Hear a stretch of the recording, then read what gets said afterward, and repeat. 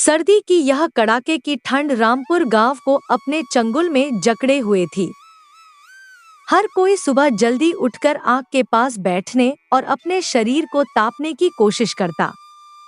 ठंडी हवाएं हड्डियों तक को चुभ रही थी और इस बार की सर्दी कुछ ज्यादा ही जानलेवा लग रही थी। रघुनाथ बाबा का शरीर अब यह ठंड सहन नहीं कर पा रहा था। उस सुबह भी रघुनाथ बाबा ने अपने कमजोर शरीर पर गर्म कपड़ों की मोटी परत चढ़ाई और कुल्हाड़ी लेकर जंगल की ओर चल दिए। सुबह के 4 बजे थे जब हर कोई अपने गर्म बिस्तरों में दुबका हुआ था। उनके कमजोर हाथों में कुल्हाड़ी थी, लेकिन ठंड के कारण हाथ जकड़ से गए थे। किसी तरह उन्होंने थोड़ी बहुत लकड़ियां काटी और सिर पर लाद कर वापस गांव की ओर चल दिए। रास्ता लंबा था, ठंड तीखी थी और थकान उनके शरीर को चूर कर चुकी थी। जैसे ही उन्होंने दरवाजा खोला, उनका बेटा उनकी हालत देखकर चिंता से भर गया। पिताजी, मुझे लगता है आज आपने बहुत ज्यादा मेहनत कर ली। आप इतनी ठंड में सुबह सुबह क्यों चले गए? बेटे ने पूछा। रघुनाथ बाबा ने एक गहरी सांस लेते हुए कहा, क्या करूं बेटा, लकड़ियां नहीं लाता तो चूल्हा कैसे जलता। सुबह 4 बजे ही जंगल चला गया था। ठंड इतनी तेज थी कि कुल्हाड़ी चलाना मुश्किल हो रहा था, पर कुछ लकड़ी तो लानी ही थी। उन्होंने थके हुए स्वर में घर के अंदर आवाज लगाई, बहू, ओ बहू, एक गिलास पानी तो ला दे। भीतर से बहू की झुंझलाती आवाज आई, पानी चाहिए इन्हें, बस आते ही हुक्म देना शुरू कर देते हैं। मैं थोड़ी देर आराम कर रही थी, इन्हें इससे भी दिक्कत है। रघुनाथ बाबा ने दुखी मन से कहा, बहू मैं बूढ़ा हो चुका हूँ। सुबह से जंगल में लकड़ियां काटता रहा, बस एक गिलास पानी ही तो मांगा है। लेकिन बहू ने ताने देते हुए कहा, तो खुद जाकर ले लेते, क्यों मुझे परेशान कर रहे हो? हर समय कोई ना कोई काम करवाते रहते हो। रघुनाथ बाबा की आंखों में थकान के साथ दर्द झलकने लगा। उन्होंने धीमे से कहा, हाँ मैं खुद ही ले लेता। शायद तुमसे यह उम्मीद करना ही गलत है। लेकिन बहू की नाराजगी यहीं खत्म नहीं हुई। वह बड़बड़ाते हुए बोली, ऊपर से मेरी नींद भी खराब कर दी है इस बुढ़वे ने।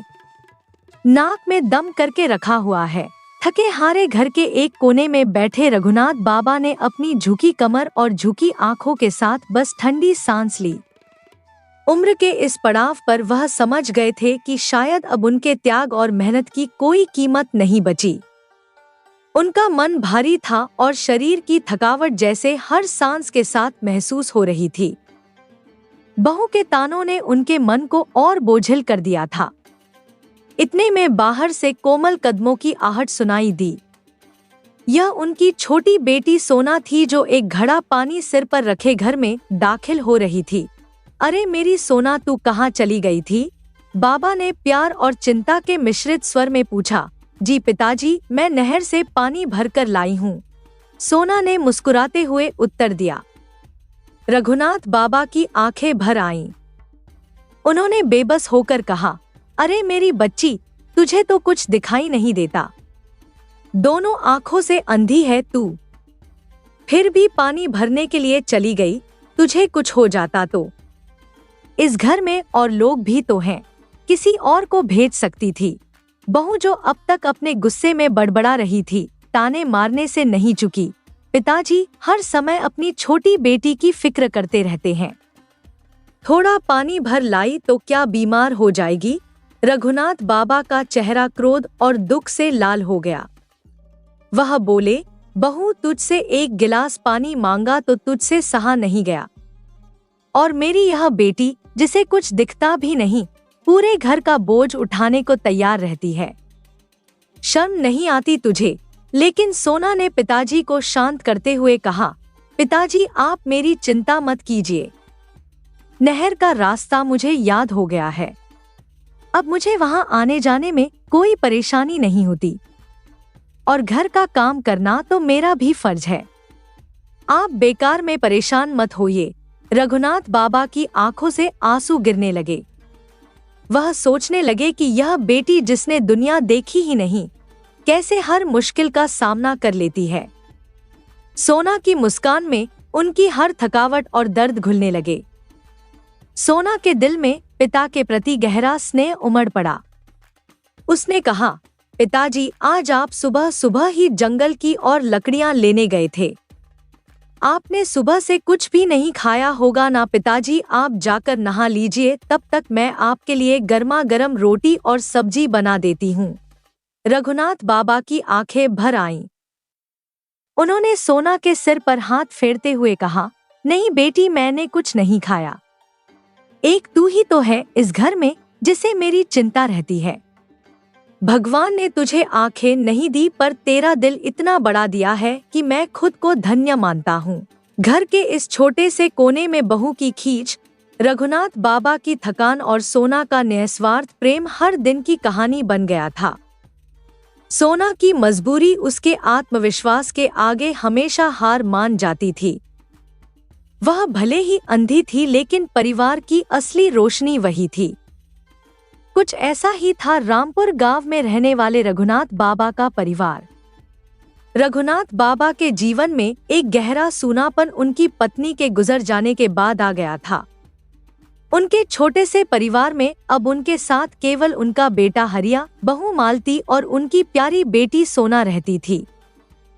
लेकिन यह परिवार केवल नाम का था, रिश्तों की गर्माहट जैसे कहीं खो गई थी।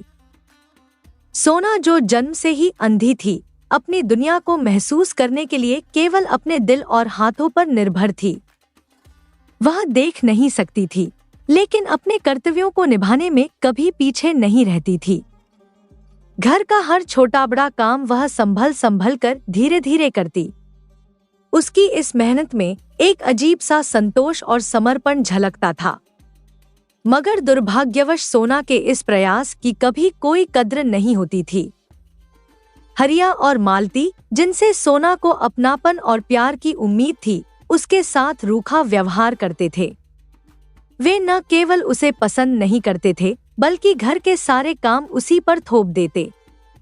सोना उनकी हर बात बिना किसी शिकायत के मान लेती, मगर उनकी बेरुखी और ताने अक्सर उसके दिल को गहरे चोट पहुंचाते। रघुनाथ बाबा यह सब चुपचाप देखते थे। एक पिता के लिए इससे अधिक दर्दनाक कुछ नहीं हो सकता था कि उसकी बेटी, जो पहले ही अपनी दृष्टि से वंचित थी, अपने ही परिवार में उपेक्षित महसूस करे। बाबा की आत्मा हर पल इस सवाल से घिरी रहती थी, मेरे बाद मेरी सोना का क्या होगा? क्या कोई ऐसा होगा जो उसे प्यार और सम्मान से स्वीकारेगा? उनके दिल में एक ही सपना था, अपनी बेटी का घर बसाना। वह चाहते थे कि सोना की शादी एक ऐसे इंसान से हो जो उसकी कमी को उसकी ताकत समझे, जो उसकी आत्मा की सुंदरता को देख सके। उन्हें बस यही ख्वाहिश थी कि उनकी जीते जी यह सपना सच हो जाए। इस चिंता के साये में रघुनाथ बाबा अक्सर भगवान से प्रार्थना करते। एक दिन रघुनाथ बाबा अपने आंगन में बैठे थे।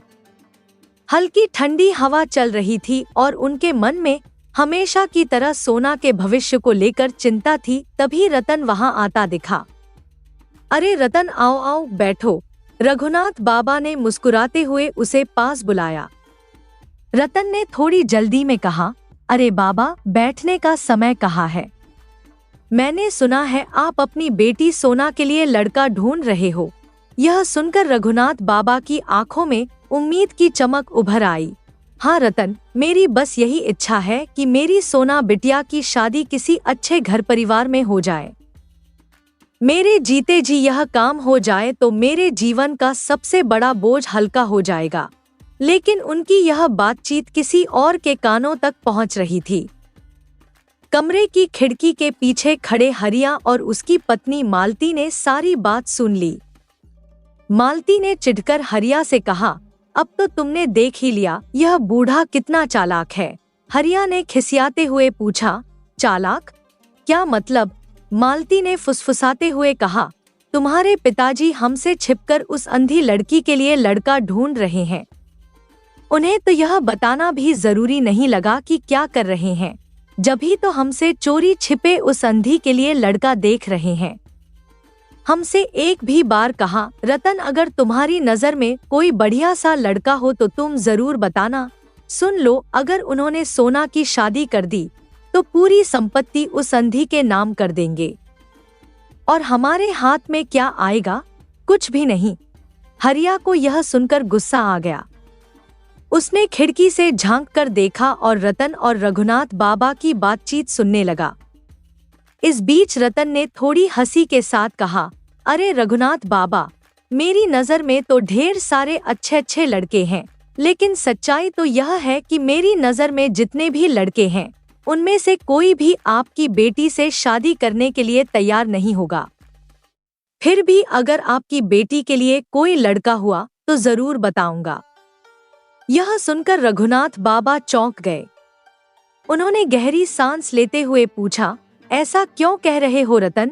मेरी सोना बिटिया में क्या कमी है? रतन ने सीधे शब्दों में कहा, बाबा, आपकी बेटी जन्म से ही अंधी है, उसे कुछ भी दिखाई नहीं देता। ऐसी लड़की से शादी करने के लिए कौन लड़का तैयार होगा? रघुनाथ बाबा के चेहरे पर दर्द की लकीरें उभर आईं, लेकिन उनकी आवाज में फिर भी उम्मीद की झलक थी। रतन, यह बात सही है कि मेरी सोना जन्म से अंधी है, लेकिन यह उसकी कमजोरी नहीं है। वह दिल की बहुत सुंदर है और मैं जानता हूँ कि एक दिन मुझे ऐसा लड़का मिलेगा जो मेरी बेटी को उसकी कमी के साथ स्वीकार करेगा। वह उसे अपनी आंखों से नहीं, अपने दिल से देखेगा। मेरी सोना को वह खुशी देगा जिसकी वह हकदार है। रतन ने सिर हिलाया और कहा, ठीक है बाबा, अगर मुझे कोई ऐसा लड़का दिखा तो सबसे पहले आपको बताऊंगा। अब चलता हूँ। इतना कहकर रतन वहां से चला गया। रतन के जाते ही रघुनाथ बाबा अकेले रह गए।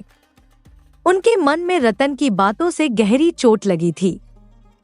वह आंगन में बैठे आसमान की ओर ताकते हुए सोचने लगे।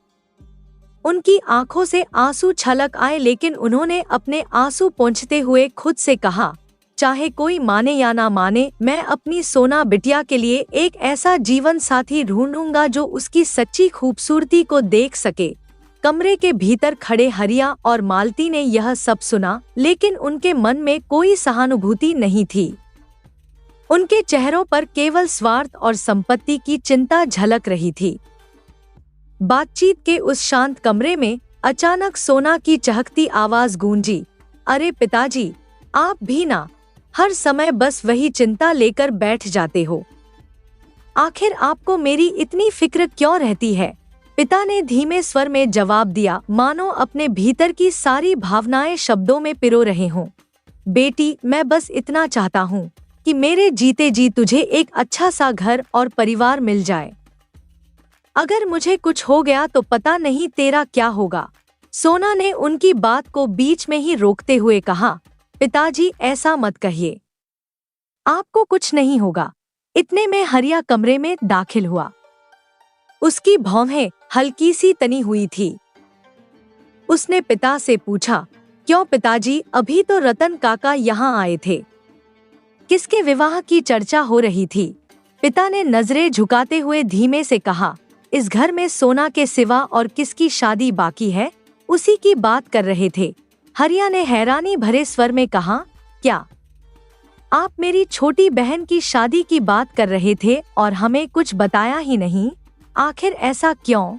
पिता ने शांत स्वर में कहा, नहीं बेटा, अभी तो बस हम एक अच्छा लड़का देखने की सोच रहे हैं। रतन भी इसी विषय पर चर्चा के लिए आया था। इतने में मालती ने शिकायत भरे स्वर में कहा, हाँ हाँ पिताजी, आपकी तो बस यही छोटी बेटी सब कुछ है। हम तो बस जैसे तैसे इस घर में आ गए हैं। पिता ने उसकी बात पर तुरंत प्रतिक्रिया देते हुए कहा, अरे नहीं बहू, ऐसा बिल्कुल मत सोचो। जैसा तुम समझ रही हो वैसा कुछ नहीं है। लेकिन मालती ने बात को वहीं छोड़ने की बजाय अपनी शिकायतों को और तेज कर दिया। नहीं पिताजी, पहले आप जवाब दीजिए। आप सोना की शादी करवाएंगे तो उसके लिए पैसे कहाँ से आएंगे? आधी से ज्यादा जमीन तो आपके इलाज में बिक चुकी है। अब जो थोड़ी सी जमीन बची है उसे भी आप बेच देंगे तो हमारे पास क्या बचेगा? पिता के चेहरे पर एक पल के लिए उदासी छा गई, लेकिन उन्होंने गहरी सांस लेते हुए जवाब दिया, बहू, जमीन और पैसे की चिंता तुम मत करो। मेरी सबसे बड़ी जिम्मेदारी मेरी बेटी है। जब तक वह इस घर में है, मेरी आत्मा को शांति नहीं मिलेगी। मैं चाहे जो करना पड़े, लेकिन सोना का घर बसाना मेरी पहली प्राथमिकता है। तभी सोना ने उनके हाथों को थाम लिया और कहा, पिताजी, अब आप कुछ मत बोलिए। आपकी तबीयत खराब हो जाएगी। मुझे आपसे कुछ नहीं चाहिए, सिर्फ आपका साथ चाहिए। कमरे में एक अजीब सा सन्नाटा छा गया। हर कोई अपनी अपनी उलझनों में खोया हुआ था। गहरी रात का सन्नाटा था। खिड़की से हल्की ठंडी हवा कमरे में आ रही थी, पर रघुनाथ बाबा का दिल बेचैन था। उन्हें खांसी का तेज दौरा पड़ा। दर्द से भरी खांसी ने उनकी नींद उड़ा दी। बिस्तर पर करवट बदलते हुए उन्होंने आवाज लगाई, अरे सोना, ओ सोना। सोना, जो अपने कमरे में थी, पिताजी की आवाज सुनते ही भागी हुई आई। उनके पास बैठते हुए बोली, क्या हुआ पिताजी? इतनी रात हो चुकी है, लेकिन आप अब तक सोए नहीं। रघुनाथ बाबा ने अपनी थकी हुई आंखों से उसे देखा और एक गहरी सांस ली। बोले, बेटी, हरिया और मालती की हरकतें देखकर मेरा मन बहुत दुखी रहता है। घर में जो बातें होती हैं, वो दिल को चुभती हैं। और ऊपर से तुम्हारी शादी की चिंता मुझे खाए जा रही है। काश मेरे जीते जी तुम्हारी शादी हो जाती, तब मैं शांति से दुनिया से विदा ले सकता। सोना ने उनकी कांपती हुई हथेलियां अपने हाथों में थाम ली। उसकी आवाज में स्नेह और दृढ़ता थी। उसने कहा, पिताजी, आप बार बार एक ही बात को लेकर परेशान क्यों होते हैं? आपकी इस चिंता का असर आपकी तबीयत पर पड़ रहा है। मेरी शादी हो या न हो, आप मेरे लिए सबसे बड़े आशीर्वाद हो। अब इन चिंताओं को भूलकर शांति से सो जाइए। पिता की आंखों में हल्का सा सुकून झलकने लगा, लेकिन उनकी उदासी अब भी कायम थी। उन्होंने धीमे स्वर में कहा, ठीक है बेटी, कोशिश करूंगा। सोना ने उनके सिर पर हाथ फेरा और उनके तकिए को ठीक किया। वह जानती थी कि उनके दिल का बोझ हल्का करना आसान नहीं था। पिताजी, आप बस आराम करें, सब ठीक हो जाएगा। यह कहते हुए उसने लाइट बंद की और धीरे से कमरे से बाहर निकल गई। कमरे में एक गहरी खामोशी छा गई। बाहर आकाश में चांद अपनी रोशनी बिखेर रहा था, लेकिन रघुनाथ बाबा के मन में चिंताओं के बादल अभी भी घुमड़ रहे थे। सुबह का सूरज सिर पर चढ़ आया था, लेकिन रघुनाथ बाबा का कमरा अब भी खामोश था। सोना ने सोचा, कल रात पिताजी देर से सोए थे, शायद इसलिए अब तक सो रहे हैं। चलो जाकर उन्हें जगाती हूँ। जैसे ही वह कमरे में पहुंची, उसने पाया कि पिताजी एकदम शांत लेटे हुए हैं। उनके चेहरे पर अजीब सी स्थिरता थी। सोना ने धीरे से उनके कंधे को हिलाया, पिताजी उठिए ना, लेकिन कोई जवाब नहीं मिला। उसने घबराकर उनके चेहरे को हिलाकर उन्हें उठाना चाहा, पर उनकी सांसें थम चुकी थी। सोना का दिल जोर से धड़क उठा। वह बुरी तरह चीख पड़ी, भैया, भाभी, जल्दी आइए। पिताजी हमें छोड़कर चले गए। हरिया और मालती दौड़ते हुए कमरे में आए। हरिया ने पिताजी की नब्ज टटोलते हुए कहा, सोना, अब कुछ नहीं हो सकता। पिताजी अब इस दुनिया में नहीं रहे। सोना फूट फूट कर रोने लगी। उसकी आवाज दर्द और बेपसी से भरी हुई थी। पिताजी, आप क्यों चले गए? कल रात तो आप ठीक थे। आपसे बातें करके मैं सोने गई थी। यह सब क्या हो गया भगवान? मालती ने गुस्से से कहा, यह सब तुम्हारी वजह से हुआ है सोना। पिताजी ने तुम्हारी शादी को लेकर इतनी चिंता की और यही उनकी मौत का कारण बन गई। आखिर तुम्हारे जैसे से कौन शादी करेगा? पिताजी को तुम्हारे भविष्य की चिंता हमेशा खाए जा रही थी। हरिया ने भी सहमति में सिर हिलाते हुए कहा, ठीक कह रही है मालती। अब रोने धोने का कोई फायदा नहीं। हमें पिताजी का अंतिम संस्कार करना है। जल्दी करो। सोना की आंखों से आंसुओं की धार रुकने का नाम नहीं ले रही थी। वह चुपचाप खड़ी थी, जैसे उसकी दुनिया एक पल में खत्म हो गई हो। उस दिन रघुनाथ बाबा को पूरे परिवार की उपस्थिति में श्मशान ले जाया गया। उनकी चिता जल रही थी और सोना के दिल में हर लम्हा घूम रहा था जब पिताजी ने उसकी हर छोटी बड़ी बात में अपना प्यार उड़ेल दिया था। रघुनाथ बाबा के जाने के बाद घर की फिजा पूरी तरह बदल चुकी थी। उनकी मौत ने जैसे सोना की दुनिया ही उजाड़ दी थी। भाई और भाभी अब उसके लिए दुश्मन बनते जा रहे थे। मालती और हरिया ने सोना पर हर तरह के काम का बोझ डाल दिया था। सुबह से रात तक घर का हर छोटा बड़ा काम उसे करना पड़ता और अगर कभी वह बीमार होने के कारण धीमी पड़ जाती तो तानों और गालियों की बौछार शुरू हो जाती। पिताजी की मृत्यु का सदमा पहले ही सोना को बीमार कर चुका था। अब अत्याचारों के बीच उसकी हालत दिन ब दिन बिगड़ने लगी। वह कमजोर हो गई थी और हर वक्त बुखार से तपती रहती। लेकिन यह देखकर मालती और हरिया को सोना पर दया नहीं आई, बल्कि उनकी नफरत और बढ़ गई। एक दिन मालती, जो हमेशा शिकायतों का पुलिंदा लेकर बैठी रहती थी, झल्लाकर हरिया से बोली, यह तुम्हारी बहन तो हमें बर्बाद करके ही मानेगी। जब से वह बूढ़ा मरा है तब से यह भी बीमार रहने लगी है। घर का सारा काम अब मुझे ही करना पड़ता है। ऊपर से इसके इलाज के लिए हर दिन पैसे खर्च हो रहे हैं। अगर ऐसा ही चलता रहा तो हमारे पास कुछ नहीं बचेगा। हरिया ने गहरी सांस लेते हुए कहा, तुम ठीक कह रही हो मालती। सच में पिताजी के जाने के बाद इसका इलाज करवाते करवाते न जाने कितने पैसे बर्बाद हो गए। अगर ऐसा ही चलता रहा तो हमें भीख मांगनी पड़ेगी। लेकिन बताओ करें तो क्या करें? इसे घर से निकालना भी आसान नहीं है। मालती की आंखों में अचानक एक खतरनाक चमक उभरी। वह फुसफुसाकर बोली, सुनो, मेरे पास एक उपाय है। कल किसी बहाने इसे जंगल ले जाओ और वहीं छोड़ देना। उस जंगल में जंगली जानवर बहुत है। किसी न किसी जानवर का शिकार तो यह अंधी हो ही जाएगी। हरिया ने उसकी बात सुनकर हैरानी से पूछा, जंगल में? यह तो बड़ा खतरा है। अगर किसी ने देख लिया तो? मालती ने तीखे स्वर में जवाब दिया, कोई नहीं देखेगा।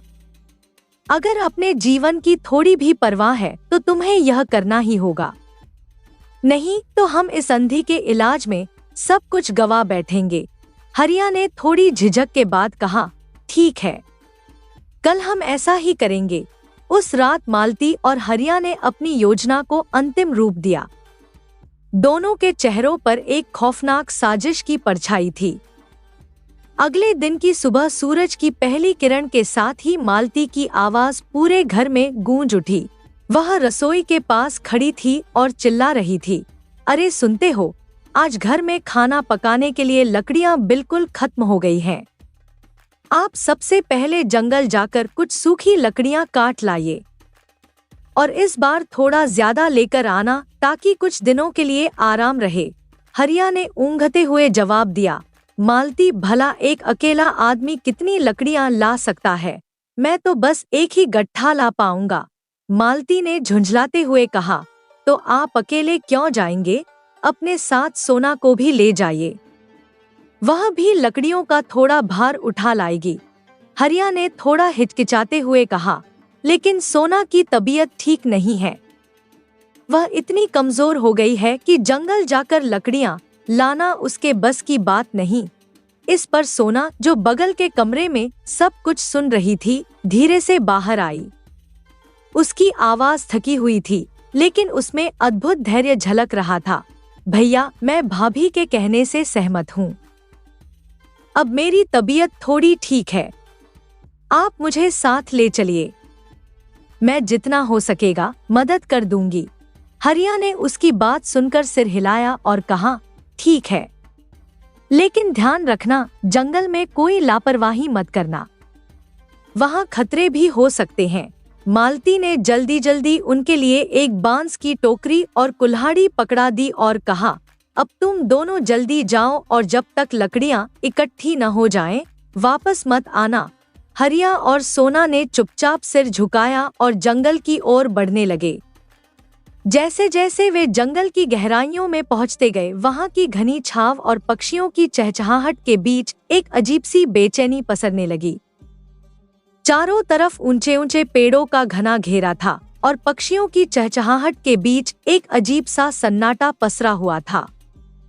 सोना को जंगल का यह सन्नाटा थोड़ा डरावना लग रहा था, लेकिन उसने अपने चेहरे पर कोई शिकन नहीं आने दी। उसके मन में बस एक ही बात थी, अपने भैया के साथ होने का विश्वास। हरिया ने चारों ओर नजर दौड़ाई और सोचा, यह जगह बिल्कुल सही है, यहाँ इसे छोड़कर चला जाऊंगा। यह अंधी यहाँ से कभी घर वापस नहीं लौट पाएगी, और अगर किस्मत ने साथ दिया तो कोई जंगली जानवर इसे अपना शिकार बना लेगा। सोना, जो इन खतरनाक विचारों से अनजान थी, बोली, भैया आप रुक क्यों गए, क्या हुआ? हरिया ने अपने चेहरे पर एक नकली मुस्कान सजाते हुए कहा, सोना, आगे एक नहर है, तुम उसे पार नहीं कर पाओगी, इसलिए तुम यहीं बैठो। मैं नहर पार करके कुछ सूखी लकड़ियां काट लाता हूँ। सोना ने मासूमियत से सिर हिलाते हुए कहा, ठीक है भैया, आप बेफिक्र होकर जाइए, मैं यहीं आपका इंतजार करूंगी। हरिया ने अपनी चालाकी को छुपाते हुए कहा, याद रखना कहीं मत जाना, मैं कुछ ही देर में लौटता हूँ। सोना ने मुस्कान के साथ जवाब दिया, जी भैया, मैं यहीं रहूंगी। हरिया ने एक आखिरी बार पीछे मुड़कर देखा। उसकी आंखों में कोई पछतावा नहीं था, बस एक खतरनाक सुकून था।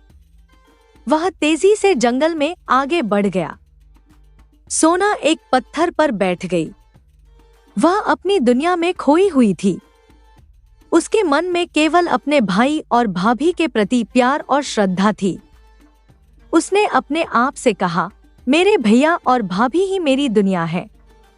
भैया मेरी एक आंख है और भाभी मेरी दूसरी। उनके बिना मेरा जीवन अधूरा है। लेकिन उसकी मासूमियत यह समझ नहीं पाई कि जिन लोगों को वह अपना सब कुछ मानती थी, वे ही उसकी दुनिया को उजाड़ने की साजिश रच चुके हैं। सोना जंगल में एक पत्थर पर बैठी इंतजार कर रही थी। वहां बैठे बैठे काफी समय बीत गया। सूरज अब सिर से ढलने लगा था। पक्षियों की चहचहाहट भी कम हो गई थी और जंगल में धीरे धीरे अंधेरा छाने लगा। सोना का दिल घबराने लगा। उसने मन ही मन कहा, भैया अभी तक क्यों नहीं लौटे? शायद उन्हें लकड़ियां काटने में देर हो रही होगी। फिर उसने अपने थके हुए मन को समझाया, भैया जरूर किसी काम में फंस गए होंगे, थोड़ी देर में आ जाएंगे। लेकिन जैसे जैसे समय बीतता गया, उसकी उम्मीदें भी टूटने लगी। उसने खुद से बुदबुदाते हुए कहा, क्या भैया मुझे यहाँ जानबूझकर छोड़ गए? नहीं नहीं, मेरे भैया ऐसा नहीं कर सकते। लेकिन अगर ऐसा नहीं है तो वह अब तक आए क्यों नहीं? सोना का दिल डर और अकेलेपन से भर गया। उसकी आंखों से आंसुओं की धार बहने लगी। वह सोचने लगी, भगवान, ऐसा क्या पाप किया था मैंने अपने पिछले जन्म में, जो मुझे इस जन्म में ऐसा जीवन मिला? क्यों मैं अंधी होकर हर किसी के सहारे की मोहताज बन गई हूँ? वह अपनी बेपसी पर रो रही थी जब अचानक उसे किसी के पैरों की आहट सुनाई दी। कुछ ही क्षणों में एक गहरी लेकिन कोमल आवाज सुनाई दी, अरे तुम कौन हो और इस घने जंगल में अकेली क्यों बैठी हो? सोना ने अपने आंसू पोंछते हुए उस आवाज की ओर रुख किया। आप कौन हैं और यहाँ कैसे आए? उस युवक ने जवाब दिया, मैं इसी जंगल के रास्ते से गुजर रहा था। अचानक रोने की आवाज सुनाई दी तो सोचा देख लूं। लेकिन तुम यहाँ क्यों रो रही हो? सोना ने एक गहरी सांस ली और अपनी टूटी आवाज में कहा, मुझे मेरी दोनों आंखों से कुछ नहीं दिखता, मैं अंधी हूँ और आज मेरे भैया ने मुझे इस जंगल में अकेले छोड़ दिया। उन्होंने कहा था कि लकड़ी काटने जाएंगे और मुझे यहीं बैठने को कहा, लेकिन अब तक नहीं लौटे। शायद वह मुझे यहाँ छोड़कर चले गए हैं। उस युवक ने उसकी बात सुनकर सहानुभूति भरे स्वर में कहा, ओह, यह तो बहुत बुरा हुआ। तुम्हारे साथ किसी को ऐसा नहीं करना चाहिए था। लेकिन अब क्या करोगी? यह जंगल रात में बहुत खतरनाक हो जाता है। क्या तुम यहीं बैठी रहोगी? सोना ने उदास स्वर में कहा, तो और क्या करूं? मुझे अपनी आंखों से कुछ नहीं दिखता। अगर मुझे दिखता तो मैं खुद कहीं चली जाती। युवक ने कुछ देर सोचने के बाद कहा, सुनो, इस जंगल में मेरी एक छोटी सी कुटिया है। अगर तुम्हें कोई आपत्ति न हो तो तुम वहां चलकर रात बिता सकती हो। सोना ने झिझकते हुए कहा, नहीं, मैं किसी पर बोझ नहीं बनना चाहती। आपने मेरी मदद के लिए कहा, यही मेरे लिए काफी है। युवक ने दृढ़ता से जवाब दिया, तुम्हें मेरी बात का गलत मतलब नहीं निकालना चाहिए। मैं तुम्हें यह सलाह इसलिए दे रहा हूँ क्योंकि इस जंगल में रात को जंगली जानवर बहुत खतरनाक हो जाते हैं। अगर तुम यहीं बैठी रहीं तो तुम्हें कोई जानवर मार सकता है। मेरी कुटिया तुम्हारे लिए सुरक्षित होगी। सोना ने उसकी बातों पर विचार किया। उसे महसूस हुआ कि युवक सही कह रहा है। उसने अपने डर पर काबू पाते हुए धीरे से कहा, ठीक है, अगर आपको कोई परेशानी न हो तो मैं आपकी कुटिया तक चल सकती हूँ। युवक ने संतोष से कहा, परेशानी कैसी? आओ, मैं तुम्हें ले चलता हूँ। यहाँ रात को रुकना सुरक्षित नहीं है। युवक के सहारे सोना जंगल के घने पेड़ों और उबड़-खाबड़ रास्तों से होते हुए उसकी कुटिया की ओर चल पड़ी। रास्ते भर सोना के दिल में एक अजीब सी घबराहट थी, लेकिन साथ ही एक हल्की सी राहत भी कि इस अजनबी ने उसे अकेला नहीं छोड़ा। कुछ समय बाद वे दोनों उस युवक की कुटिया में पहुंचे। कुटिया साधारण लेकिन साफ सुथरी थी। युवक ने सोना से कहा, तुम यहाँ आराम से रह सकती हो। मैं तुम्हारे लिए पानी और कुछ खाने का इंतजाम करता हूँ। सोना ने पहली बार उस दिन अपने दिल में थोड़ी शांति महसूस की। वह सोचने लगी, शायद भगवान ने मेरे लिए इस अजनबी को भेजा है। जब अपने मुझे छोड़ गए तो किसी पराये ने मुझे सहारा दिया। उस रात सोना ने एक नई उम्मीद के साथ आंखें मूंद दी। सुबह की ठंडी हवा और घने जंगल की निस्तब्धता में युवक ने देखा कि सोना घर के बाहर एक पत्थर पर गुमसुम बैठी थी। वह चिंतित होकर उसके पास आया और कहा, अरे, इतनी सुबह सुबह इतनी ठंड में तुम बाहर क्यों बैठी हो? चलो अंदर चलो। तुमने कल रात से कुछ भी नहीं खाया है, पहले कुछ खा लो। सोना ने धीरे से सिर झुकाते हुए कहा, नहीं, मुझे भूख नहीं है। युवक ने उसके स्वर में छिपे दर्द को महसूस किया और शांत लहजे में कहा, देखो, इस बात को लेकर जितना सोचोगी उतना ही तुम्हारा मन और खराब होगा। कल रात से तुमने कुछ नहीं खाया है। अगर ऐसा ही चलता रहा तो तुम्हारी तबीयत बिगड़ सकती है। सोना ने आंसुओं को रोके हुए उत्तर दिया, जो हुआ उसे भूलना इतना आसान नहीं है। तुम कह सकते हो, जो हुआ अच्छा हुआ, लेकिन जिस इंसान पर यह बीतती है वह ही इस दर्द को समझ सकता है। युवक ने गंभीरता से कहा, तुम्हारी बात सही है, लेकिन जीवन में जो भी होता है वह हमारे अच्छे या बुरे कर्मों का फल होता है। हमें जो कुछ भी मिले उसे सहर्ष स्वीकार करना चाहिए। यही जीवन का सच है। सोना ने कड़वाहट भरी हंसी के साथ कहा, तुम यह इसलिए कह रहे हो क्योंकि तुम्हें अपनी आंखों से सब कुछ दिखता है। अगर तुम भी मेरी तरह अंधे होते तो शायद तुम मेरे दर्द को समझ पाते। युवक कुछ पल के लिए चुप हो गया।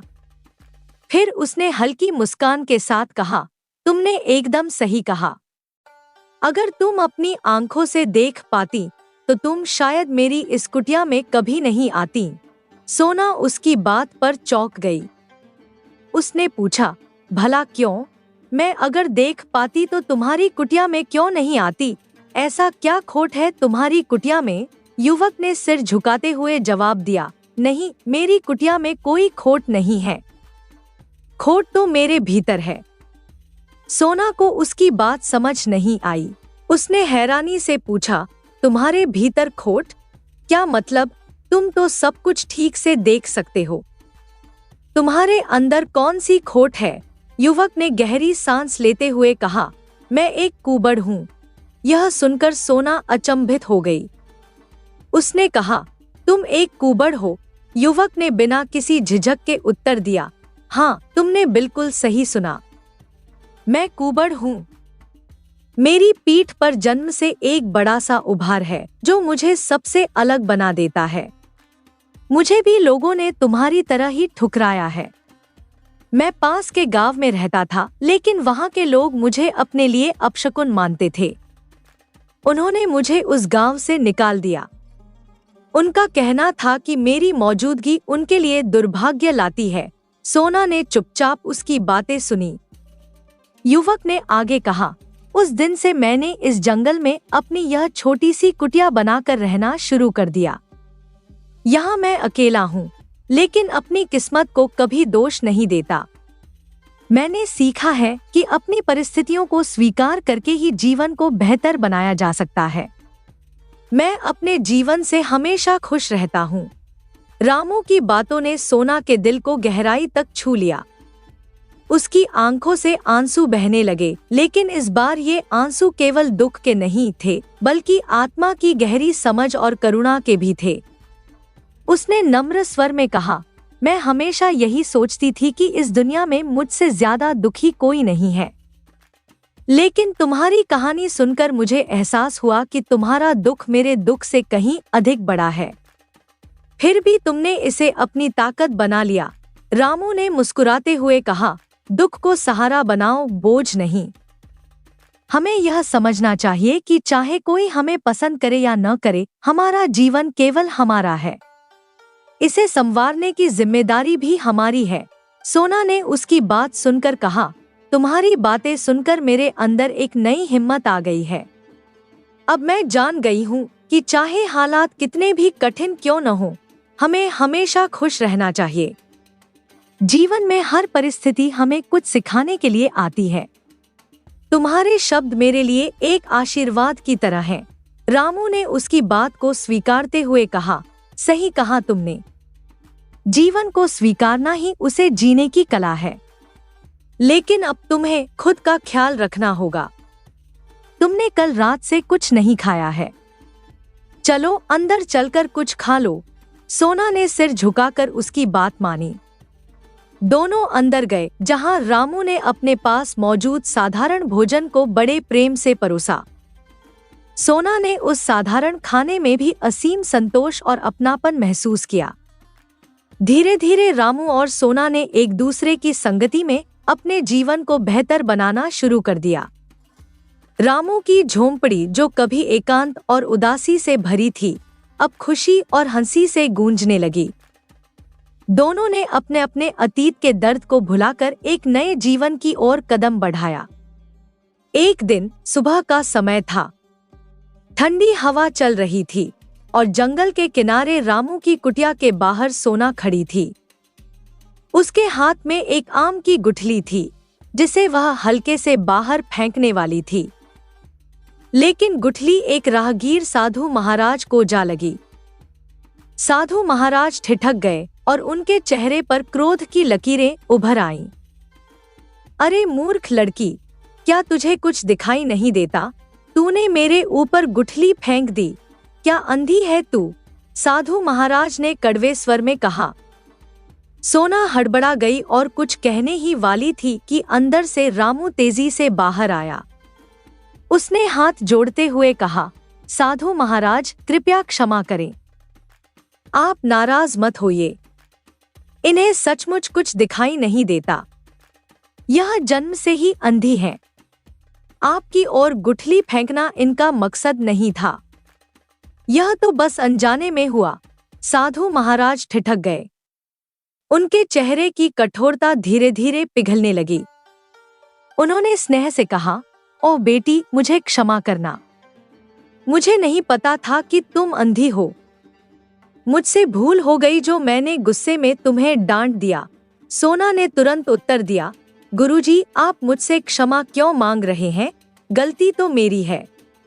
मुझे ध्यान रखना चाहिए था कि गुठली फेंकने से पहले सोचूं। साधु महाराज ने सोना के चेहरे की मासूमियत को देखा और उनकी आंखों में दया उमड़ आई। लेकिन बेटी, उन्होंने कहा, तुम दोनों को इस जंगल में पहली बार देख रहा हूँ। क्या तुम लोग यहाँ नए हो? रामू ने एक गहरी सांस ली और बोला, नहीं महाराज, मैं तो कई वर्षों से इस जंगल में रह रहा हूँ। यह कुटिया मैंने खुद बनाई है, लेकिन सोना कुछ समय पहले ही मेरे पास आई है। तो फिर तुम्हारी कहानी क्या है बेटा, और इस बेटी की? साधु महाराज ने उत्सुकता से पूछा। रामू और सोना ने एक दूसरे की ओर देखा। उनके चेहरों पर बीते हुए दुखों की छाया स्पष्ट झलक रही थी।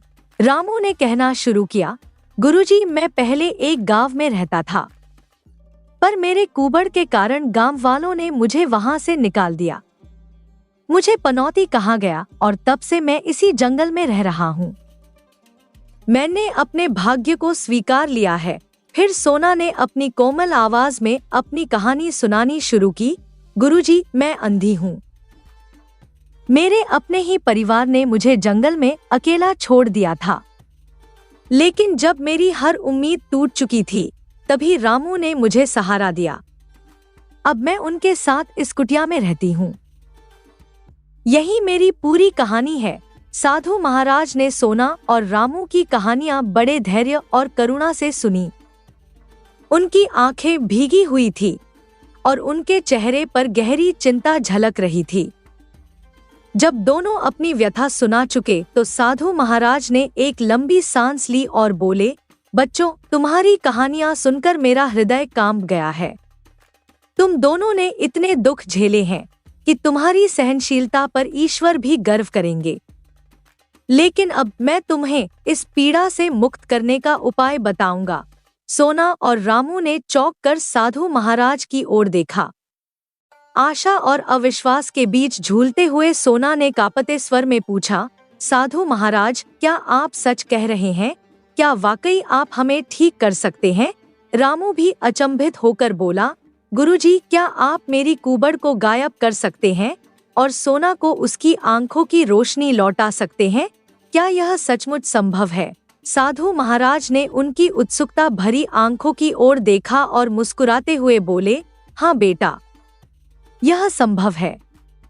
ईश्वर की कृपा और तुम्हारे अपने विश्वास से सब कुछ हो सकता है, लेकिन इसके लिए तुम्हें एक कार्य करना होगा। सोना और रामू ने एक दूसरे की ओर देखा। उनके मन में नई उम्मीदें जाग चुकी थी।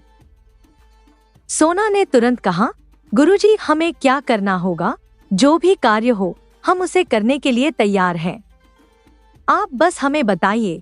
रामू ने भी साधु महाराज के चरणों में झुककर कहा, गुरुजी, हमारे जीवन में पहली बार हमें किसी आशा की किरण दिखाई दे रही है। कृपया हमें मार्गदर्शन दीजिए। हम हर कठिनाई का सामना करेंगे। साधु महाराज ने गंभीरता से उनकी ओर देखा। बेटा, यह कार्य कठिन है, लेकिन यदि तुमने इसे सच्चे मन और धैर्य से पूरा किया तो ईश्वर अवश्य तुम्हारी मदद करेंगे। मैं तुम्हें इस पीड़ा से मुक्त करने का वचन देता हूँ। सोना और रामू की आंखों में अब भय के बजाय एक दृढ़ निश्चय दिखाई देने लगा। गुरुजी, बताइए, हमें क्या करना है? हम हर चुनौती के लिए तैयार हैं। साधु महाराज ने अपना सिर हिलाते हुए कहा, ठीक है, सुनो। बेटा, इस घने जंगल में एक बरगद का पेड़ है, लेकिन वह कोई साधारण बरगद का पेड़ नहीं है। वह जादुई बरगद का पेड़ है, जिसके पत्ते चमत्कारी गुणों से भरपूर हैं। अगर तुम दोनों उस पेड़ की पत्तियां खा लोगे तो तुम्हारी सारी बीमारियां सदा के लिए ठीक हो जाएंगी। सोना और रामू ने आश्चर्य से पूछा, साधु महाराज, क्या सच में उन पत्तियों को खाने के बाद हम दोनों पूरी तरह ठीक हो जाएंगे? साधु महाराज मुस्कुराए और बोले, हाँ बेटा, यह सच है।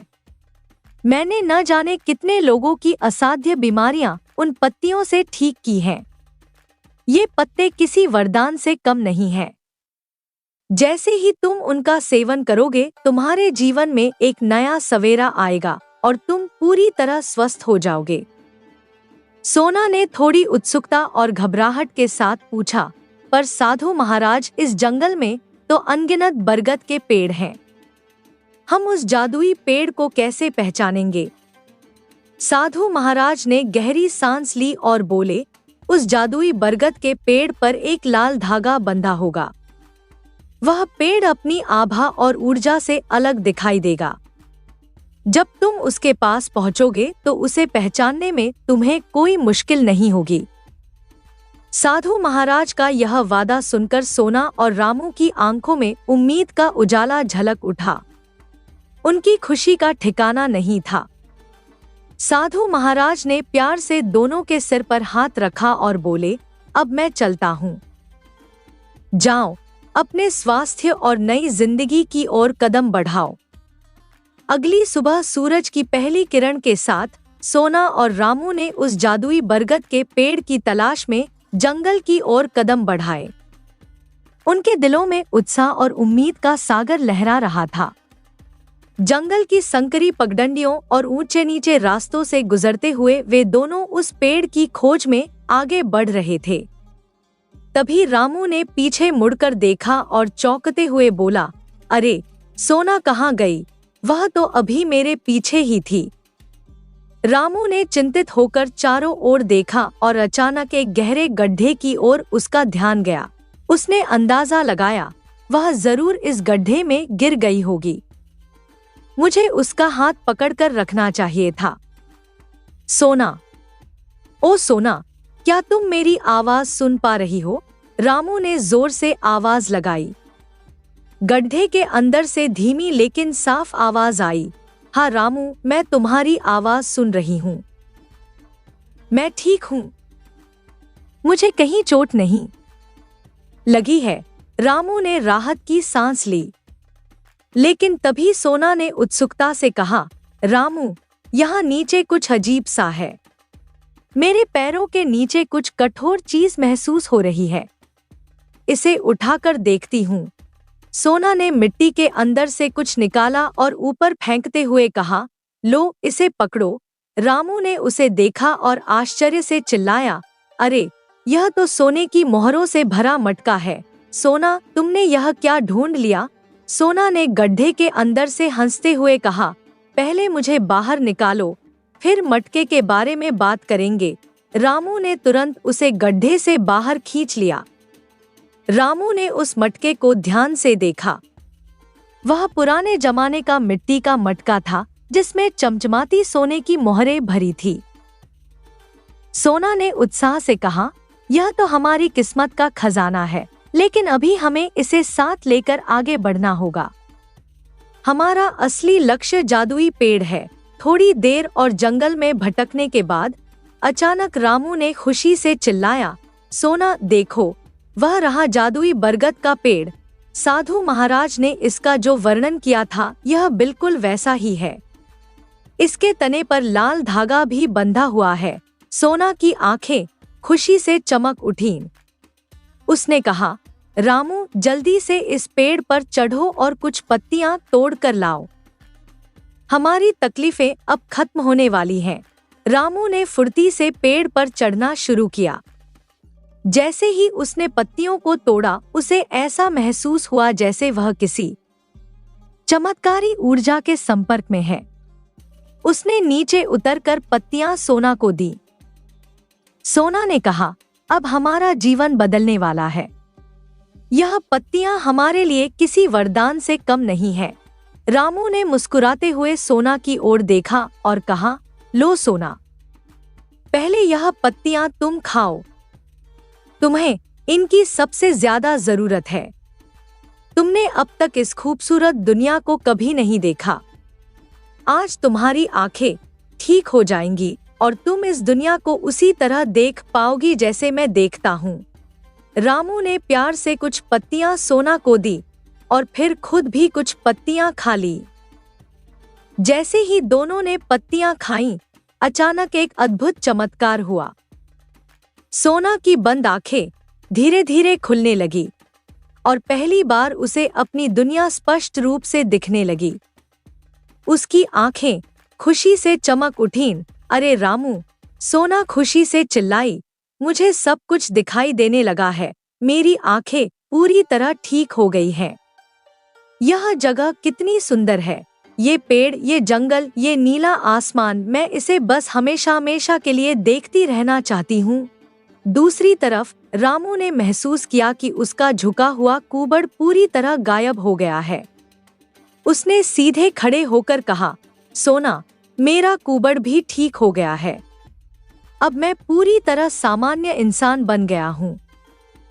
आज इन जादुई पत्तियों ने हमें नया जीवन दिया है। साधु महाराज की वजह से हमें यह वरदान मिला है। सोना ने भावुक होकर कहा, रामू, आज मैं सचमुच बहुत खुश हूँ। यह सब तुम्हारी मदद और साधु महाराज के आशीर्वाद से संभव हुआ है। मैं इसे कभी नहीं भूल सकती। रामू ने थोड़ा झिझकते हुए कहा, नहीं सोना, यह सब तुम्हारे साहस और विश्वास के कारण ही संभव हुआ है। और हाँ, यह लो तुम्हारी सोने की मोहरों से भरा मटका। इस पर तुम्हारा अधिकार है। यह तुम्हारा खजाना है। सोना ने मटके को देखते हुए कहा, रामू, यह खजाना सिर्फ मेरा नहीं बल्कि हम दोनों का है। इस पर तुम्हारा भी उतना ही अधिकार है जितना मेरा। लेकिन मुझे इस खजाने से ज्यादा इस नई जिंदगी की खुशी है। रामू ने थोड़ी हिचकिचाहट के साथ कहा, सोना, मुझे तुमसे एक बात कहनी है, लेकिन कहने से डर लग रहा है। सोना ने उत्सुकता से पूछा, ऐसी कौन सी बात है जिसे कहने में तुम्हें डर लग रहा है? जो भी कहना है साफ साफ कहो। रामू ने गहरी सांस ली और कहा, सोना, क्या तुम मुझसे विवाह करना चाहोगी? मैं तुम्हें जीवन भर खुश रखूंगा। हम दोनों साथ मिलकर एक नई शुरुआत करेंगे और अपनी जिंदगी को खूबसूरत बनाएंगे। सोना ने थोड़ा सोचा और फिर मुस्कुराते हुए कहा, रामू, तुम्हारी ईमानदारी और निस्वार्थ प्रेम को देखकर मैं समझ गई हूँ कि तुमसे बेहतर साथी मुझे कभी नहीं मिलेगा। हाँ, मैं तुमसे विवाह के लिए तैयार हूँ। यह सुनकर रामू की खुशी का ठिकाना नहीं रहा। दोनों ने उसी दिन गांव लौटकर विवाह कर लिया। गांव वालों ने उनके प्रेम और साहस की कहानी सुनकर उन्हें दिल से आशीर्वाद दिया। कुछ ही दिनों में उन्होंने एक प्यारा सा घर बना लिया, जहां दोनों ने हंसी खुशी अपना जीवन बिताना शुरू कर दिया। उनका जीवन अब प्यार, सुख और संतोष से भरा हुआ था। वे साधु महाराज और उस जादुई बरगद के पेड़ के हमेशा आभारी रहे, जिन्होंने उनकी जिंदगी में यह नई रोशनी लाई थी। अगली कहानी। सुबह की हल्की धूप चंदू के छोटे से घर की खिड़की से छनकर अंदर आ रही थी। घर में सन्नाटा था, बस दीवारों पर टंगी तस्वीरें और कोने में रखी टूटी कुर्सी जैसे चंदू के माता पिता की याद दिला रहे थे। चंदू अपने टूटे दिल और भारी मन के साथ घर से बाहर कदम रखने ही वाला था कि तभी पड़ोस की वेदिका काकी ने दरवाजे पर दस्तक दी। चंदू बेटा, ऐसे कब तक उदास बैठे रहोगे? जिंदगी यूं थमने का नाम नहीं है। वेदिका काकी की आवाज में चिंता और स्नेह था। चंदू ने भारी मन से सिर झुकाकर कहा, काकी, जब मैंने अपनी आंखें खोलीं तब अपनी माँ को खो दिया, और जब मैं थोड़ा समझने लायक हुआ तब पिता भी चले गए। ऐसा लगता है जैसे ईश्वर मुझसे नाराज है। समझ नहीं आता कि मेरी जिंदगी में इतना दर्द क्यों लिखा है। वेदिका काकी ने उसके कंधे पर हाथ रखा और कहा, बेटा, तुम्हारी उम्र अभी बस 20 साल है। इतनी कम उम्र में इतनी बड़ी मुश्किलें आईं, ये सच है, पर क्या तुमने कभी सोचा है कि शायद भगवान ने तुम्हें इसलिए चुना है क्योंकि उन्हें पता था कि तुम इन परेशानियों से लड़ सकते हो? चंदू ने हल्की मुस्कान के साथ काकी की ओर देखा, लेकिन उसकी आंखों में गहरी उदासी अभी भी झलक रही थी।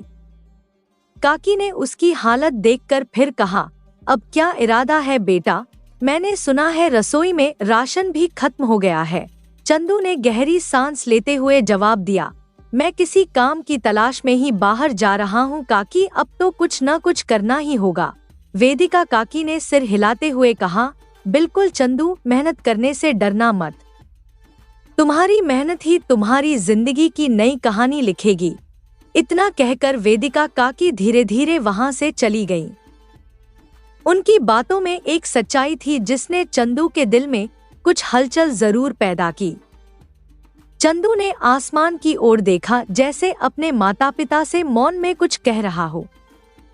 फिर दृढ़ निश्चय के साथ उसने अपने कदम घर से बाहर की ओर बढ़ा दिए। दोपहर का समय था। सूरज सिर पर था और गर्मी के कारण ढाबे के बाहर धूल उड़ रही थी। चंदू, जो कुछ ही समय पहले अपने जीवन के नए अध्याय की शुरुआत करने का फैसला कर चुका था, एक छोटे से ढाबे के पास रुका। ढाबे से उठती खाने की खुशबू और अंदर की गहमागहमी देखकर उसके मन में आशा की एक किरण जगी। ढाबे के मालिक एक कड़क मिजाज वाले व्यक्ति थे। वे काउंटर पर बैठे हिसाब किताब कर रहे थे। चंदू ने उनके पास जाकर नम्रता से कहा, मालिक, क्या आपके ढाबे पर मुझे कोई काम मिल सकता है? मालिक ने अपनी मोटी ऐनक के पीछे से चंदू को ऊपर से नीचे तक घूरा और थोड़ा रुखाई से बोला, देखो, मुझे एक रसोइये की जरूरत है, लेकिन ये काम तुम्हारे बस का है भी या नहीं ये तो बताओ। खाना बनाना आता है तुम्हें? चंदू ने आत्मविश्वास से कहा, जी हाँ, मुझे खाना बनाना बहुत अच्छे से आता है। मालिक ने थोड़ी देर सोचा और फिर आंखें संकुचित करते हुए कहा, अच्छा, पर मैं किसी के शब्दों पर यकीन नहीं करता। ये काम सीधा खाना बनाने का है और अगर तुमने गलती से खाना खराब कर दिया तो नुकसान मेरा होगा। पहले मुझे यकीन दिलाओ कि तुम सच में अच्छे रसोइये हो। इतना कहकर मालिक ने अंदर की ओर मुंह करके जोर से पुकारा, गोलू, ओ गोलू, जल्दी से यहाँ आओ। कुछ ही पलों में एक दुबला-पतला लड़का दौड़ता हुआ मालिक के पास आ खड़ा हुआ। क्या हुआ मालिक? उसने हांफते हुए पूछा। मालिक ने अपनी ऐनक नीचे सरकाते हुए कहा, इसे रसोई में ले जाओ, इससे थोड़ी सी दाल बनवाओ। ध्यान रखना दाल खराब न हो। फिर वो दाल मुझे चखाना। अगर इसके हाथ का खाना अच्छा लगा तो ही इसे काम पर रखूंगा। ढाबे की रसोई में हलचल थी। गोलू ने चंदू को लकड़ी के चूल्हे वाली जगह दिखाई और कहा, देखो भाई, दाल बनानी है। यहाँ लकड़ियां हैं, इन्हें जलाओ और अच्छे से काम करो। मालिक बहुत सख्त हैं, ध्यान रखना। रसोई में हर तरफ बर्तनों की खनक और मसालों की खुशबू फैली हुई थी। चंदू ने वहां पहुंचकर हल्के हाथों से सब कुछ देखा। फिर उसने रसोई के कोने में रखे बर्तनों को उठाया, मसाले तैयार किए और दाल पकाने के लिए चूल्हे पर चढ़ा दी। उसने सावधानी से लकड़ियों को लगाया और माचिस जलाकर आग सुलगाई। शुरुआत में सब ठीक था, लेकिन तभी अचानक बाहर से एक तेज हवा का झोंका आया और चूल्हे की आग ने भड़कना शुरू कर दिया। चंदू ने घबराकर आग को काबू करने की कोशिश की, मगर हवा के थपेड़ों ने आग को और बड़ा बना दिया। पलक झपकते ही रसोई से उठी लपटें पूरे ढाबे में फैल गईं। ढाबे में बैठे ग्राहक शोर मचाने लगे, भागो, आग लग गई है, सब जान बचाओ। लोग चीखते चिल्लाते बाहर की ओर भागे। ढाबे का मालिक, जो अभी तक काउंटर पर बैठा था, यह सब देखकर हक्का बक्का रह गया। उसकी नजर जैसे ही चंदू पर पड़ी, उसका चेहरा गुस्से से लाल हो गया। वह तेजी से चंदू की ओर बढ़ा और गरजते हुए बोला, तूने क्या किया नालायक?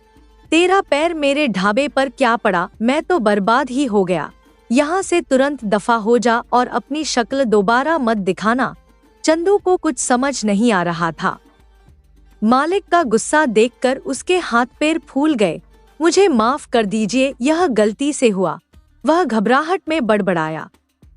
लेकिन मालिक ने उसकी एक भी बात सुनने से इनकार कर दिया। उसने गुस्से में चंदू को पकड़ने की कोशिश की। चंदू ने यह देख तेजी से रसोई का दरवाजा खोला और दौड़ता हुआ वहां से भाग निकला।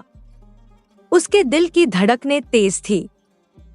उसके कदम गांव की गलियों की ओर बढ़ते गए और वह सांस लेने के लिए एक पेड़ के पास रुका। उसने पसीने से तरबतर अपने माथे को पोंछते हुए कहा, अच्छा हुआ कि भाग आया। अगर रुक जाता तो मालिक ने मुझे जान से मार ही दिया होता। चंदू ने कुछ देर वहां बैठकर खुद को संभाला और गहरी सांस लेते हुए मन में सोचा, शायद ये काम मेरे लिए बना ही नहीं था। भगवान, अब मुझे सही राह दिखाओ। इसके बाद वह थके हुए कदमों से अपने घर की ओर बढ़ गया। अगली सुबह सूरज की पहली किरण के साथ ही चंदू ने ठान लिया कि उसे हार नहीं माननी है। पेट की आग बुझाने के लिए उसे हर हाल में एक काम ढूंढना था। वह अपने मन में नए साहस के साथ गांव की गलियों में घूमने लगा। तभी उसकी नजर एक लोहार की दुकान पर पड़ी। दुकान से ठक ठक की आवाजें आ रही थी और गर्म लोहे से उठता धुआं आसमान में मिल रहा था। चंदू ने थोड़ी झिझक के साथ लोहार के पास जाकर कहा, मालिक, क्या आपके पास कोई काम है जो मैं कर सकता हूँ? लोहार अपने काम में व्यस्त था। उसने पल भर के लिए उसे देखा और पूछा, तुमने पहले कभी लोहार का काम किया है? चंदू ने ईमानदारी से जवाब दिया, नहीं, पर मैं मेहनत करने को तैयार हूँ। जो आप सिखाएंगे मैं जल्दी सीख जाऊंगा। लोहार ने उसकी बात सुनकर एक पल सोचा और फिर कहा, ठीक है, अगर सीखने की लगन है तो चलो, यह लो हथौड़ा। जैसा मैं कहता हूँ वैसा गरम लोहे पर मारना, लेकिन ध्यान रखना, गलती की तो दोनों का नुकसान होगा। चंदू ने सिर हिलाया और हथौड़ा थाम लिया। लोहार ने गरम लोहे का एक टुकड़ा उसके सामने रखा जो भट्ठी से निकालकर लाल गर्म हो चुका था। ध्यान से बेटा, इसे सीधा करने के लिए यहाँ मारना है, लोहार ने समझाया। चंदू ने पहली बार हथौड़ा उठाया, लोहे पर मारने के लिए पूरी ताकत लगाई। एक दो बार उसने ठीक मारा। लोहार उसकी मेहनत देखकर संतुष्ट नजर आया, मगर तभी चंदू की नजर आसमान में एक उड़ते हुए तोते पर पड़ी जो दुकान के सामने से गुजर रहा था। तोते की सुंदरता ने चंदू का ध्यान भटका दिया।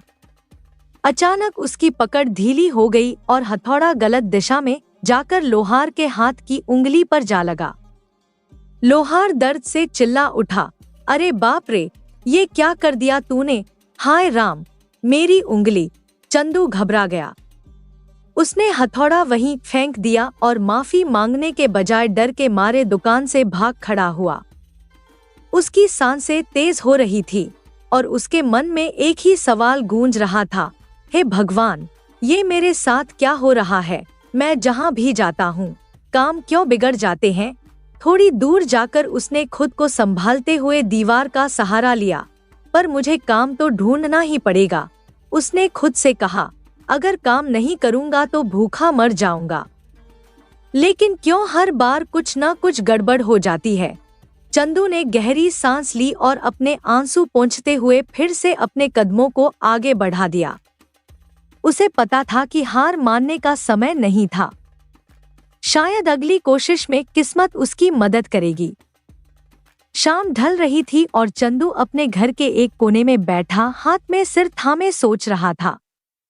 उसकी भूख और थकान उसके चेहरे पर साफ झलक रही थी।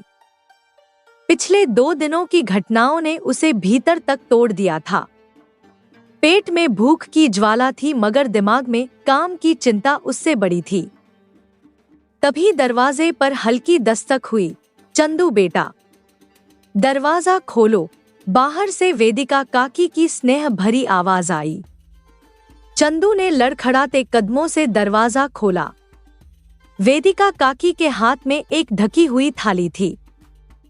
वह अंदर आई और चंदू को ध्यान से देखते हुए बोली, क्या हुआ बेटा, कहीं काम नहीं मिला क्या? चंदू ने भारी आवाज में कहा, काकी, मैं जहाँ भी काम मांगने जा रहा हूँ वहाँ कुछ न कुछ अनहोनी हो रही है। कल एक ढाबा जल गया और आज मेरी वजह से लोहार की उंगली कट गई। ऐसा लगता है जैसे मेरे हाथ में कामयाबी नहीं बल्कि बर्बादी लिखी है। वेदिका काकी ने उसकी बात ध्यान से सुनी और उसके पास बैठते हुए प्यार से उसके कंधे पर हाथ रखा। बेटा, ऐसा मत सोचो। जिंदगी में कभी कभी ऐसा समय आता है जब सब कुछ उल्टा लगता है, लेकिन ये समय भी बीत जाएगा। तुम्हें हिम्मत नहीं हारनी चाहिए। उन्होंने थाली को चंदू के सामने रखते हुए कहा, देखो, तुम्हारी शक्ल बता रही है कि तुम कल से भूखे हो। पहले ये खाना खा लो। खाली पेट इंसान ठीक से सोच भी नहीं सकता। चंदू ने थाली की ओर देखा। उसमें गर्मागर्म रोटी, दाल और सब्जी रखी थी। उसकी आंखें नम हो गईं।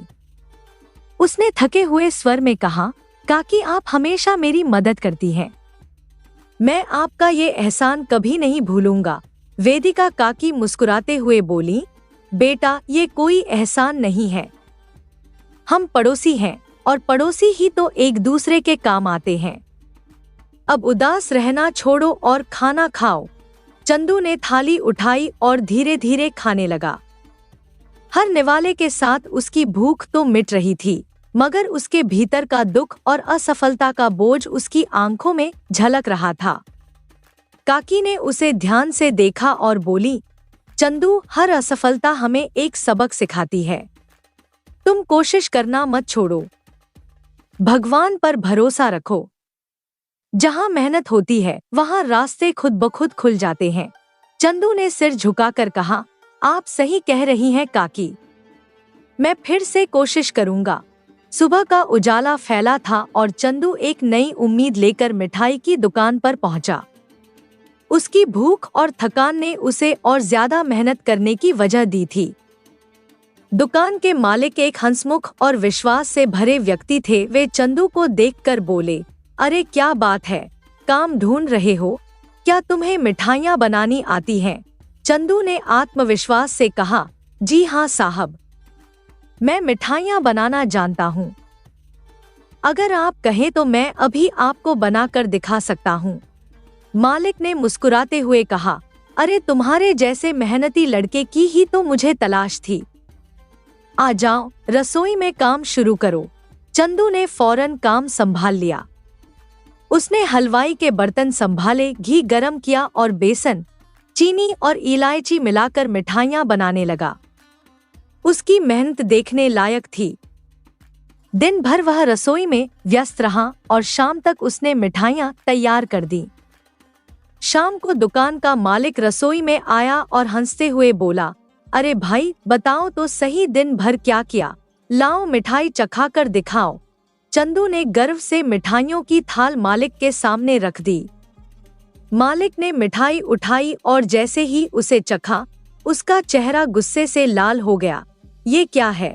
मालिक ने चिल्लाते हुए कहा, यह मिठाई इतनी नमकीन क्यों है? सत्यानाश कर दिया। तुमने चीनी की जगह नमक डाल दिया है। मेरी सारी मेहनत और सामान बर्बाद कर दिया। यह नुकसान कौन भरेगा? तुम्हें तो मैं नहीं छोड़ूंगा। चंदू घबरा गया। उसने घबराहट में कहा, मालिक, मैंने तो मिठाई में चीनी ही डाली थी। मुझे नहीं पता ये नमक कैसे आ गया। लेकिन मालिक गुस्से में चिल्लाते हुए उसकी ओर बढ़ा। चंदू ने स्थिति को भांपते हुए फौरन थाल वहीं छोड़ दी और दुकान से बाहर की ओर भागा। गांव की तंग गलियों से भागते हुए चंदू ने एक पेड़ के नीचे रुककर गहरी सांस ली।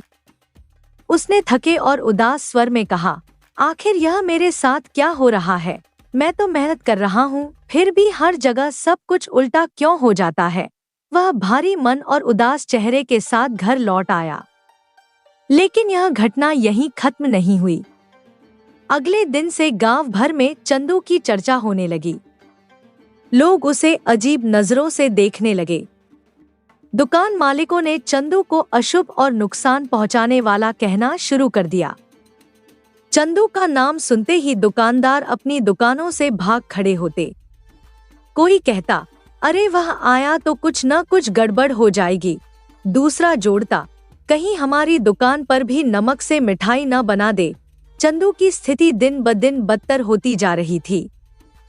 उसकी मेहनत और ईमानदारी के बावजूद उसे कोई काम देने को तैयार नहीं था। वह खुद से सवाल करता, क्या मैं सच में इतना बदकिस्मत हूँ या यह सब केवल एक इम्तिहान है? दिन ढल रहा था। आसमान में लालिमा फैली हुई थी और चंदू अपने घर के कोने में बैठा अपनी किस्मत को कोस रहा था। उसकी आंखों से आंसू बह रहे थे। पेट में भूख थी, लेकिन उससे बड़ी चिंता यह थी कि हर जगह उसे मनहूस कहकर लोग हटा रहे थे।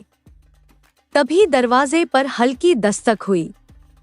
वह सोच में डूबा था, लेकिन आवाज सुनकर चौंका। दरवाजा खोलते ही उसने देखा कि वेदिका काकी भोजन की थाली लेकर खड़ी थी। उनका चेहरा ममता से भरा था। चंदू बेटा, देखो तुम्हारे लिए खाना लाई हूँ। भूख से मरोगे क्या? चंदू ने थाली की ओर देखा, फिर उदास स्वर में कहा, काकी आखिर कब तक आप मुझे मुफ्त का खाना खिलाती रहेंगी? मैं आपकी यह मदद कभी नहीं चुका पाऊंगा। वेदिका काकी मुस्कुराते हुए बोली, बेटा ये कैसी बातें कर रहे हो? पड़ोसी होकर भी अगर एक दूसरे का सहारा न बने तो क्या फायदा? चंदू की आंखों में नमी आ गई। उसने रुंधे गले से कहा, काकी मैं सच कह रहा हूँ। मैं जहाँ भी जाता हूँ वहाँ लोगों का नुकसान हो जाता है। मुझे डर है कि कहीं मेरी मदद करते करते आपके साथ भी कोई अनहोनी न हो जाए।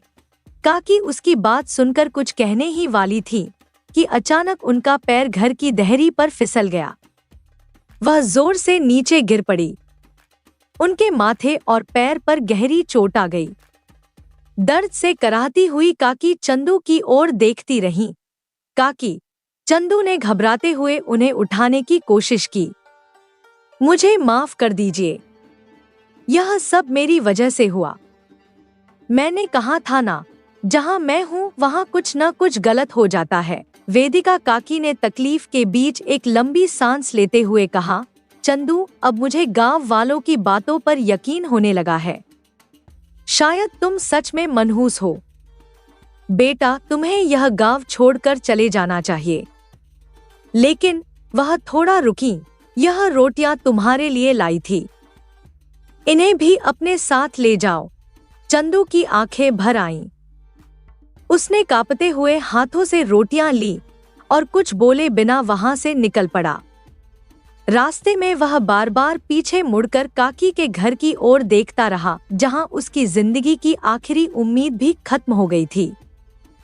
वह गांव की तंग गलियों से गुजरते हुए बाहर की ओर बढ़ा। अंधेरा घिरने लगा था। चंदू को नहीं पता था कि वह कहां जा रहा है। उसके कदम खुद ब खुद बढ़ते जा रहे थे। चलते चलते उसकी नजर एक जंगल पर पड़ी। जंगल के भीतर एक खंडहर नजर आया। चंदू ठहर गया और उस खंडहर को गौर से देखने लगा। टूटी फूटी दीवारें, जंगली बेलों से ढकी छत और वीरानगी का सन्नाटा। वह धीरे धीरे खंडहर की ओर बढ़ा और उसकी दहलीज पर खड़ा हो गया। अपने चारों ओर बर्बादी और अकेलेपन को महसूस करते हुए उसने गहरी सांस ली और धीरे से कहा, शायद मेरी जगह यही है। अब मुझे यकीन हो गया है कि मैं मनहूस ही हूँ। इस खंडहर से बेहतर मेरे लिए कोई जगह नहीं हो सकती। खंडहर की रात गहरी हो चुकी थी। चंदू थका हुआ और भूखा खंडहर के भीतर चला गया। उसकी आंखों में निराशा और दिल में एक अजीब सा खालीपन था। वह कोने में बैठा और थाली में रखी रोटियां निकाली।